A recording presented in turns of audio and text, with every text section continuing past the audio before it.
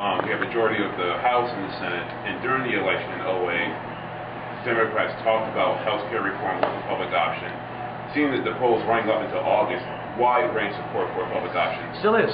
Still is. Yep.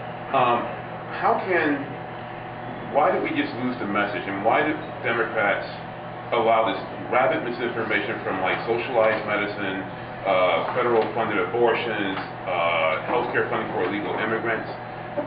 How did the Democrats allow this, and in the Congress, allow this misinformation to happen to a point where there's people having doubt about health care, while not right at a point where we're talking about no public option, but it's still a majority of people still want a public option? Well, I suspect for some long time to come, people will go back and review the history of that. When someone's serious about reaching some common ground, or when they're not. It doesn't take long to usually figure that out. It was quite clear to me, pretty early on, that at this stage in the process, you weren't going to get that. And so instead of trying to constantly try to achieve something that was unachievable, and rather get something done, get it on the table, get this thing, we didn't have a bill. So the other side had a pretty good case to make. So they could bring up death panels, they could bring up, it didn't exist, but nor did a bill. and so as long as you're talking about it in a vacuum, you couldn't claim they were illegitimate because there was nothing legitimate to argue for, at least out of that committee. I don't know if that makes any sense, but that's my... With 5 years in committee. These last few weeks as to how we go. So making a judgment about how this happened is, I'll admit, I'm giving you sort of almost a visceral reaction to what's happened rather than knowing all the details. Again, going back to the point I made earlier, there are moments you're given, and you either get things done. I can be patient. I was patient. Many of my colleagues thought too patient, but I decided I didn't want to give them the argument of saying you didn't get a chance to be heard. But you have to move. And let me say something that's anathema to a lot of people. I welcome partisanship. The reason we exist as a country today is because partisanship. There's nothing wrong with partisanship.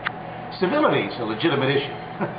And the absence of civility is bothersome to me and outrageous. And I would defend with my right, with my life rather, the right of people to get up and have abusive signs and other things they show up. That's their right. I would never, as much as it may hurt personally to see some of this stuff, I would defend them with my life to be able to do so. But having a partisan debate, that's how we exist. We exist because there was a partisan debate. There wasn't one view on how this was going to work. So this notion of bipartisanship, while it's certainly a means to an end and can help you, and I don't deny that when you can get it, it's not an end in itself. And when you end up becoming preoccupied with that as your goal, then both substance fails and politics fails.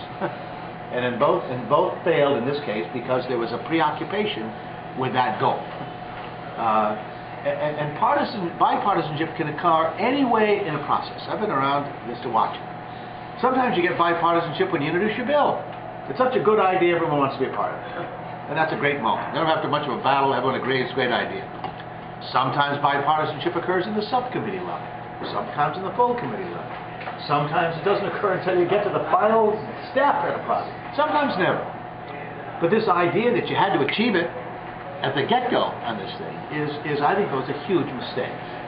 Now, this is again acquired skills. I can tell when I sit down, I presume many of you can as well.